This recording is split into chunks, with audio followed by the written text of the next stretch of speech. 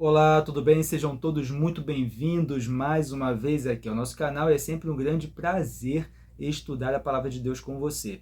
Bem, vamos dar continuidade então ao nosso estudo da lição deste trimestre. Já estamos na lição de número 11. Depois dessa lição, nós teremos apenas mais duas lições para encerrarmos então o assunto deste trimestre, que é o livro de Josué. Na lição dessa semana, o título é Vivendo na Terra Prometida.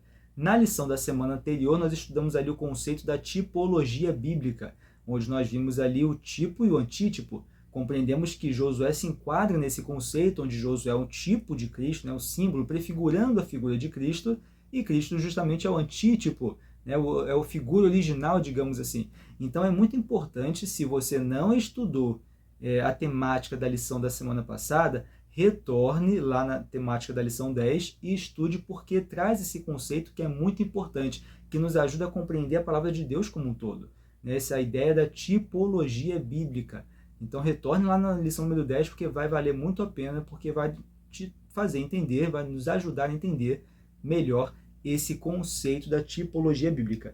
Bem, nessa semana então nós temos o título Vivendo na Terra Prometida, e nós vamos ver justamente a ideia da manutenção da unidade do povo de Israel. Né? Como que essa unidade ela poderia ter sido quebrada por um mal-entendido, por uma conclusão precipitada. Quase que essa unidade ela foi quebrada. E o texto base da lição dessa semana é Josué capítulo 22. E aqui um breve resumo do que o texto traz, né? Vamos fazer um breve resumo desse texto, e depois a gente vai então trazendo os conceitos que a lição foi trabalhando dentro do contexto desse texto de Josué capítulo 22. Bem, é importante nós lembrarmos que antes do povo de Israel atravessar o Rio Jordão para conquistar então a Terra Prometida, duas tribos e meia, a tribo de Ruben, a tribo de Gade e a meia tribo de Manassés, já haviam conquistado o seu território antes de atravessar o Jordão. Mas havia ali um acordo que, quando o restante do povo fosse atravessar o Jordão, para que então as 9 tribos e meia conquistassem o seu território na Terra Prometida, os homens então, os homens de guerra, eles dessas duas tribos e meio que já tinham conquistado o território, eles atravessariam juntos com o restante do povo para ajudar nessa conquista, e depois então retornariam para suas terras. E justamente aqui no capítulo 22 nós temos esse momento onde a tribo de Ruben, de Gad e a metade da tribo de Manassés são liberadas por Josué, recebem ali uma bênção de Josué e são liberados então esses homens para retornarem à sua terra do outro lado do Jordão. E quando eles estão retornando, antes de atravessarem o Jordão, eles constroem um altar. E algumas pessoas ali do povo de Israel viram essas tribos, essas duas tribos e meia, construindo ali um altar, e chegaram à conclusão de que essas tribos estavam apostatando, estavam construindo um altar para um outro Deus.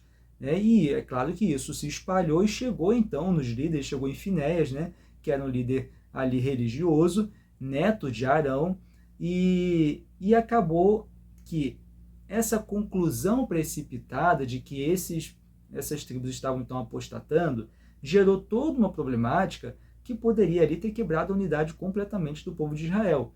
Então, Finéias ele se junta ali com um líder de cada tribo e eles vão até essas duas tribos e meia, para poder justamente ali de forma a acusar que eles estavam então apostatando, e eles se encontram com a liderança dessas duas tribos e meia e falam que por que vocês estão apostatando? Por que vocês estão fazendo isso? Por que vocês estão construindo um altar para um outro Deus? Será que o fato de vocês estarem longe da gente, do outro lado do Jordão, está ocasionando isso? Então venha morar com a gente, a gente arruma um espaço aqui para vocês, mas vocês não podem apostatar. Então o Finéias ali, justamente com essas lideranças das outras tribos, começam a acusá-los, porque chegaram a uma conclusão precipitada. Começam a acusá-los porque acharam que eles estavam então apostatando. E é claro que isso tem um fundamento.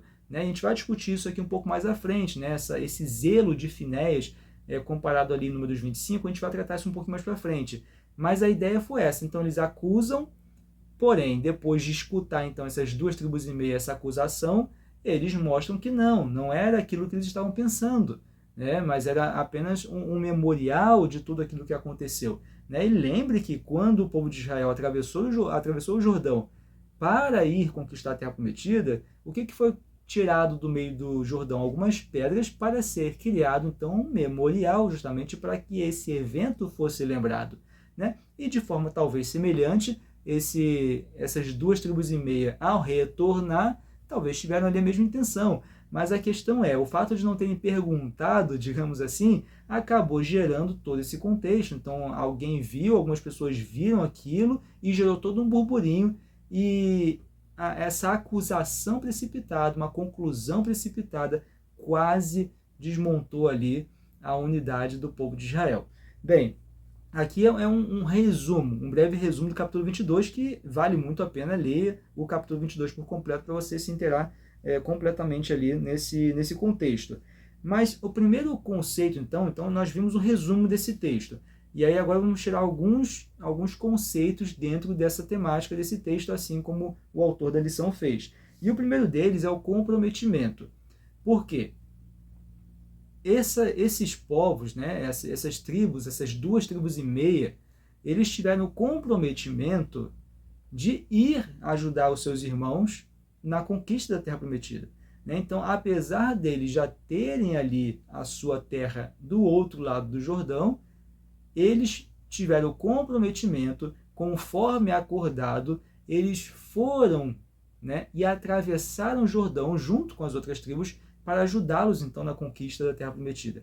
E aqui é muito importante, muito interessante esse comprometimento, mas veja que nós entendemos que esse comprometimento ele era muito mais apenas pelo acordo que eles fizeram com os seus irmãos que estavam, então, para conquistar a Terra Prometida, conquistar o seu território. Mas, na verdade, esse comprometimento era uma compreensão de que era um comprometimento com Deus, não com os homens. Né? E isso é importante. Aqui em Colossenses capítulo 3, 23, que é um texto que a lição traz, diz assim: tudo quanto fizerdes, fazei-o de todo o coração, como para o Senhor e não para os homens. E a lição também traz outro texto de Efésios 6, 7, que vai trazer a mesma temática. Veja que eles tinham essa compreensão. Né? Esse comprometimento não era simplesmente um comprometimento com os seus irmãos, mas era um comprometimento com Deus. Né? Veja, tudo que nós fizermos, né, nós temos que fazer de todo o coração como para o Senhor e não para com os homens. Né? O nosso comprometimento naquilo que nós fazemos, naquilo que nós temos que fazer, naquilo que nós precisamos fazer, deve ser um comprometimento com Deus. Em tudo que nós fizermos, nós temos um compromisso com Deus de fazer da melhor forma, até porque nós somos testemunhas vivas do Senhor.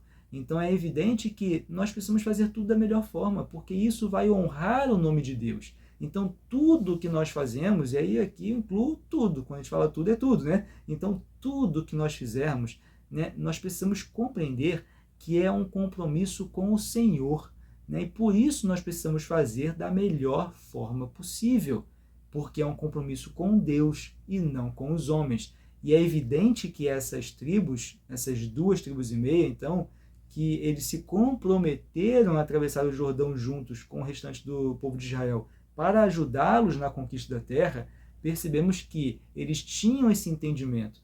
Não era um compromisso apenas com os seus irmãos, mas era um compromisso com Deus. E é assim que nós precisamos agir no nosso dia a dia.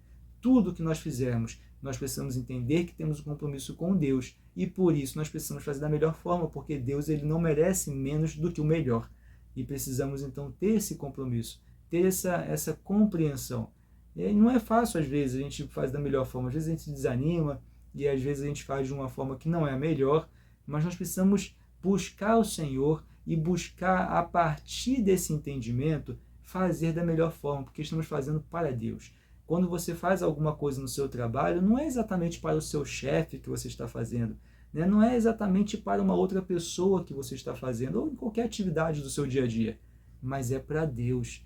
Tudo que fizermos tem que ser da melhor forma, porque é para Deus. É um compromisso com Deus, precisamos entender dessa maneira. E um outro conceito, então, aqui já dentro da ideia da acusação, né? Então eles foram acusados, essas 2,5 tribos foram acusadas de estarem apostatando, de estarem em idolatria, adorando um outro Deus, porque foram vistos ali construindo o altar e foi chegado então a essa conclusão e eles foram então acusados, né? E como como essas conclusões precipitadas, elas podem ser muito perigosas. Né? As conclusões precipitadas, elas são extremamente perigosas.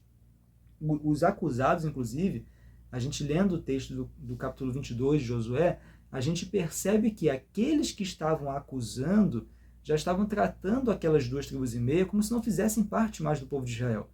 Não eram mais filhos de Israel, mas eram os filhos de Gade, os filhos de Ruben. Não era como se não fossem mais os filhos de Israel. Veja como uma conclusão precipitada estava ali ocasionando uma ruptura. Eles estavam tratando já como se tivessem havido essa ruptura entre essas tribos, por conta de uma conclusão precipitada. E isso é muito importante, porque muitas conclusões precipitadas, muitas acusações de coisas que não ocorreram, de coisas que não são aquilo que aparentam ser, destroem famílias, destroem amizades, destroem relacionamento de irmãos na igreja. E destroem relacionamentos em qualquer lugar. Essa é a grande verdade. Nós precisamos ter esse cuidado, não chegar em conclusões precipitadas. Precisamos perguntar se aquele povo, né, se Finéias, né, aquelas pessoas que foram com ele e chegando já acusando aquelas 2,5 tribos, se eles tivessem pelo menos perguntado de princípio, por que vocês fizeram isso aqui? Isso aqui é o que exatamente que vocês estão fazendo? Qual é o significado disso? Uma conversa ali pacífica, talvez ali tivesse evitado esses problemas. Ou aquelas pessoas que viram, por que não perguntaram exatamente qual era a motivação daquilo, o que significava aquele altar, qual era a ideia atrás daquilo que eles estavam ali fazendo? Mas não, já concluíram algo e foram levar então para a liderança religiosa aquilo que eles viram e concluíram. A famosa fofoca, né? Viu alguma coisa aqui e vou levar lá, mas por que você não perguntou? Porque às vezes aquilo que eles estão vendo não é exatamente aquilo que está acontecendo. Então foi uma conclusão precipitada. E eles chegam então acusando, e a partir dessa acusação a gente percebe que eles estavam realmente tratando aquele povo como já tivesse havido uma ruptura. Então veja que é muito importante essa ideia da conclusão precipitada. Precisamos ter cautela, perguntar. Está vendo algo? Vamos perguntar, vamos tentar ver o que está acontecendo aqui, se realmente é isso, não é? Vamos conversar. É assim que tem que ser feito. Veja que a ideia da lição dessa semana é justamente tratar como que eles viveriam na Terra Prometida. E é óbvio que o ponto principal é a unidade, né? Como manter essa unidade. Então nós precisamos aqui compreender, dentro desse contexto, como que nós mantemos a nossa unidade no nosso dia a dia, nos lugares em que frequentamos e, é claro, principalmente dentro da igreja. Porque muito da unidade é quebrada por conta de conclusões precipitadas e por conta de fofoca. Porque eu estou vendo uma coisa que eu estou achando que já levo para o outro, já levo para o outro, que já leva para o outro, e aquilo gera um problema muito grande e que ocorre, então, uma quebra dessa unidade que, infelizmente, acaba ali machucando algumas pessoas que, de forma fragilizada, acabam, então, criando realmente uma ruptura definitiva ali dentro desse corpo de Cristo. Então nós precisamos ter esse cuidado. Um outro ponto importante é essa ideia de assombrado pelo passado. A preocupação do povo, o zelo de Finéias, ele tinha um fundamento, como nós aqui relatamos no início do nosso estudo. Em Números 25, vale a pena você também ler o capítulo 25 de Números, porque ali nós temos um momento de idolatria do povo de Israel.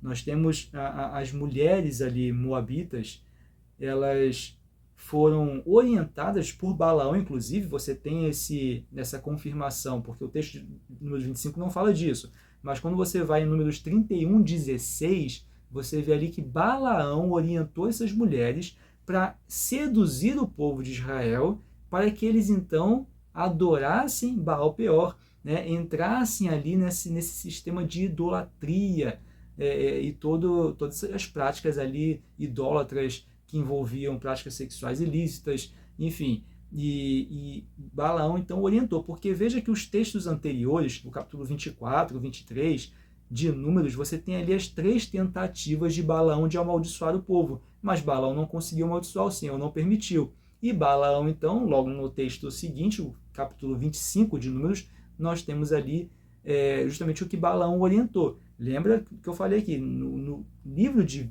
Números 25 nós não temos isso, mas em Números 31, 16 nós vimos que Balaão orientou isso. justamente porque Balaão ele tentou amaldiçoar o povo, né? Então fazia algo de fora para dentro. Como ele não conseguiu, ele orientou então tentar corromper o povo de dentro para fora. Fez com que essas mulheres então elas fossem introduzidas no povo de Israel ali para corrompesse, então seduzisse esse povo de Israel para poder então entrar nessa idolatria. E foi o que aconteceu por conta disso, por conta dessa idolatria, por conta do envolvimento do povo de Israel com essas mulheres com a idolatria, a Baal-peor, uma praga recai sobre o povo. Né? E o texto diz ali, de Números 25, que cerca de 24 mil pessoas morreram por conta dessa praga. E veja então que a ação de algumas pessoas, o fato de algumas pessoas terem ali aceitado essa sedução das moabitas e sendo então introduzidos esse sistema de adoração a Baal-peor, acabou afetando todo o povo. Por isso que Finéias aqui, ele tem essa preocupação, porque no passado aconteceu algo que, por conta da idolatria de alguns, o povo todo sofreu. Então, se essas 2,5 tribos, nesse momento agora, aqui do capítulo de Josué, se realmente eles tivessem construído um altar para a adoração a um outro Deus, ali confirmando uma idolatria, é claro que eles estavam preocupados, porque eles sabiam que lá no passado tinha acontecido algo que, por conta de alguns, o povo acabou pagando. E aqui poderia estar acontecendo então da mesma maneira. Então é óbvio que assim, esse zelo, essa preocupação tem fundamento no passado. Né? E o próprio Finéias lá atrás, lá no contexto de Números 25, justamente Finéias, que aqui é neto de Arão, né? Filho de Eleazar, que é filho de Arão, então Finéias é neto de Arão, ele lá atrás, em Números 25, ele foi zeloso, porque quando um israelita trouxe uma moabita e entra na sua tenda no meio do povo de Israel, Finéias ele levanta do meio do povo, entra na tenda desse israelita e finca ali uma lança no ventre junto ali desse israelita com essa moabita, e a partir disso aquela praga cessou, uma praga que matou cerca de 24 mil pessoas. Então esse zelo de Finéias era muito conhecido, né? Ele tinha essa fama de ser zeloso. E aqui então tem fundamento a sua preocupação por conta daquilo que aconteceu no passado. Até no contexto de Josué nós estudamos também a história de Acã, que acabou ali pegando, né, objetos que não era para ter pego, e o povo acabou também, de certa forma, sofrendo por conta disso. Então veja que ele é zeloso, porque ele sabe que se dentro do povo tiver ali alguém fazendo algo errado, né, idolatria, se afastando de Deus, né, nesse conceito, o povo acaba sofrendo. Né? Foi justamente nas histórias anteriores o que aconteceu. Então aqui ele tem essa preocupação. Mas veja que o texto da lição nos ajuda aqui a compreender que nós precisamos ter sabedoria, né, e não permitir que as experiências passadas acabem influenciando negativamente nas nossas experiências atuais, porque é o que estava acontecendo. Então, o excesso de zelo, digamos assim, ou na verdade, o zelo que ele teve nas experiências anteriores, aquilo que ele viveu no passado, acabou influenciando de forma negativa no contexto ali atual de Josué capítulo 22, onde eles já foram acusando o povo, né? Já foram ali de uma forma muito agressiva nessa questão de acusação, de dizer que eles estavam ali idolatrando, estavam se afastando, que o povo ia acabar pagando por isso, e ao mesmo tempo ele estava ali abrindo as portas, digamos assim, né, das terras recém-conquistadas por eles, para que essas 2,5 tribos pudessem também morar perto, porque às vezes o que passou na cabeça dele foi, bem, se vocês estão lá do outro lado do Jordão, talvez longe do local de adoração, então vem morar com a gente dá aqui um pouquinho de terra de cada um aqui, a gente redivide aqui para vocês ficarem no meio da gente. Então assim, eles foram acusando, mas ao mesmo tempo preocupados, querendo realmente que a situação pudesse ser favorável para todos, mas essa ideia de já chegar acusando, dessa conclusão precipitada, quase acabou ocasionando uma ruptura no povo de Israel, desnecessariamente, porque justamente a gente vai ver aqui no final que esse altar não tinha nada a ver com a adoração. Na sequência, nós temos então justamente a resposta gentil. Mesmo sendo acusados, né, de forma ali agressiva, verbalmente, sendo acusados, essas 2,5 tribos, a tribo de Ruben e de Gad e a metade da tribo de Manassés, eles ficaram escutando, né, os líderes então ficaram escutando a acusação, ficaram em silêncio escutando a acusação. Ficaram só ouvindo a acusação. e depois, então, eles têm uma resposta gentil, né, mostrando claramente que eles estavam ainda seguindo o mesmo Deus. Né? Eles repetem o nome de Deus algumas vezes e explicam que não tem nada a ver com idolatria, aquele monumento ali que eles ergueram antes de atravessar o Jordão, para retornar para suas terras. E essa ideia da resposta gentil é muito importante aqui em Provérbios 15, verso 1, que justamente é até o texto-chave da lição, né, o verso para memorizar. Provérbios 15, verso 1, diz o seguinte: a resposta branda desvia o furor, mas a palavra dura suscita a ira. É importante isso, porque talvez se eles tivessem levado para o pessoal essa acusação, como a gente diz hoje, né? A pessoa levou para o pessoal, então eles responderiam de uma mesma forma, de forma bruta, de forma com que aquele problema ele não fosse solucionado, porque às vezes a briga, né, ela vai ocorrendo assim, começa com uma acusação, o outro vai e fala outra coisa, e o outro fala mais rispidamente, e aí começa aquele problema que no final não sabe nem por que começou a confusão, mas aí o problema já é o que cada um falou para o outro. Né? No trânsito tem muito disso, né? Quando você tem uma briga de trânsito, às vezes alguém sai alterado do carro para brigar com o outro porque achou que o outro fez um movimento ali que não era para ter feito com o carro, e aí daqui a pouco o outro, ao invés de tentar acalmar a situação, acaba falando mais, e aí começam ali as palavras ríspidas e atingindo pessoalmente um ao outro, né? Onde daqui a pouco o problema não é nem mais aquilo que aconteceu inicialmente, mas o problema já é o que cada um está falando para o outro, e aí aquilo acaba com uma confusão que não tem, é muito difícil de solucionar, porque, como eu falei, o problema já não é mais o fato em si, o que iniciou aquela problemática, mas é o que um disse para o outro. Então veja, aqui justamente Provérbios 15, verso 1, né, diz que a resposta branda desvia o furor. Então, as duas tribos e meia, eles tiveram a sabedoria, né, suas lideranças, tiveram a sabedoria de responder de forma pacífica, de forma a acalmar a situação e a concluir a situação, a terminar o problema de forma pacífica. Porque justamente, como diz o restante do texto, né, mas a palavra dura suscita a ira. E é isso que nós precisamos praticar no nosso dia a dia.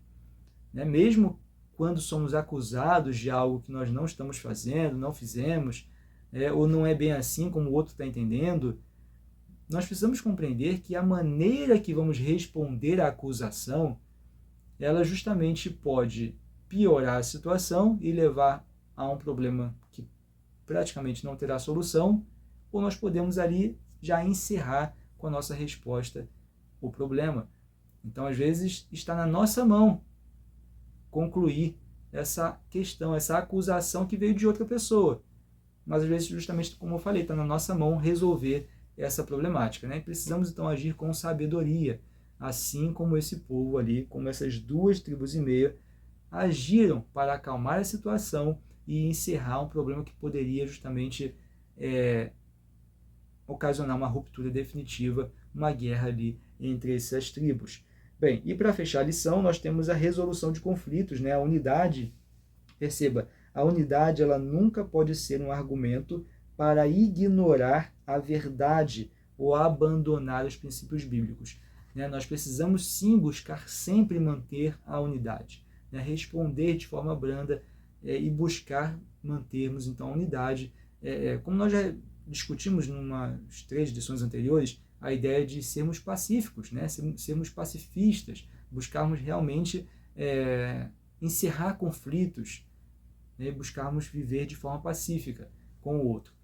Mas veja que aqui nós temos essa ideia, né? Que a unidade ela não pode ser um argumento para a gente eliminar princípios bíblicos. Então, o princípio bíblico está acima, é evidente. Até porque se caso fosse confirmado que essas duas tribos e meia elas estivessem realmente idolatrando, realmente tivessem se afastado do Deus verdadeiro, a lei da aliança ali, as 9 tribos e meia teriam que agir para poder então justamente cessar qualquer problema ali que pudesse ocorrer dentro desse conceito, desse contexto, assim como ocorreu, como nós falamos lá em Baal Peor, lá em Números 25, como ocorreu com Acã e sua família. Então, nós precisamos entender dessa forma, né? O princípio bíblico está acima de tudo. O princípio bíblico está acima. Mas nós precisamos ter sabedoria ao lidar com essas situações e compreender que, primeiro, precisamos buscar a manutenção dessa unidade, evitando conflitos, evitando problemas, buscando dialogar para evitar conclusões precipitadas. E é claro que conversa, né, diálogo, é a chave para evitarmos conclusões precipitadas, para evitarmos problemas. Porque a gente tira uma conclusão, você vai continuar com essa conclusão até você perguntar se isso realmente é o fato em si. Mas, infelizmente, nós temos dificuldade, às vezes, de dialogar com o próximo e a gente prefere ficar com a nossa conclusão precipitada e tomar aquilo como uma verdade, sem buscar ter uma conversa, um diálogo com o próximo para compreender realmente se isso é um fato, se isso é uma verdade. Mas precisamos compreender justamente que o princípio bíblico está acima de tudo. Nós não podemos ferir o princípio bíblico em nome da unidade. Nós não podemos eliminar o princípio bíblico em busca da paz, digamos assim, né? Então nós precisamos sim ser pacifistas, buscar a paz, responder de forma gentil, eliminar conflitos, mas nunca eliminar o princípio bíblico. Então isso precisa realmente estar na nossa mente a todo momento. Bem, a lição dessa semana basicamente foi essa temática, né? Então uma história, ali um momento onde nós tiramos então aqui alguns conceitos importantes que nós aplicamos facilmente na nossa vida, né? Que Deus possa nos ajudar a aplicar esses conceitos na nossa vida. Deus possa nos ajudar a ter sabedoria, ter sabedoria ao lidar com cada situação, onde nós podemos piorar a situação ou justamente finalizar e vivermos em paz com o nosso próximo, vivermos em unidade dentro da igreja principalmente, onde que infelizmente o lugar onde era para estarmos vivendo sempre em harmonia e unidade, apesar das diferenças que existem, mas muitas das vezes nós não conseguimos lidar com as diferenças. Né? Pense que na igreja tem diferenças também, nós somos pessoas diferentes, com histórias diferentes, às vezes com culturas diferentes. Então é evidente que nós não vamos pensar igual, e nem é para pensarmos igual em todo momento. Né? Mas nós precisamos sempre buscar a unidade, né? Viver de forma unida. E a igreja unida, ela se fortalece. Né? E a igreja unida e fortalecida, é evidente que vai trabalhar de uma forma muito mais precisa e eficaz na missão que Deus nos confiou de levar o Evangelho a todo mundo. Que essa possa ser, então, a nossa ideia diariamente de buscarmos essa unidade no corpo de Cristo, para que possamos, então, trabalhar de forma mais eficaz em prol da missão que Deus nos confiou. Que Deus te abençoe. Mais uma vez foi um grande prazer estar aqui com você. E a gente se vê então na próxima lição, na próxima semana, na lição de número 12. Até lá!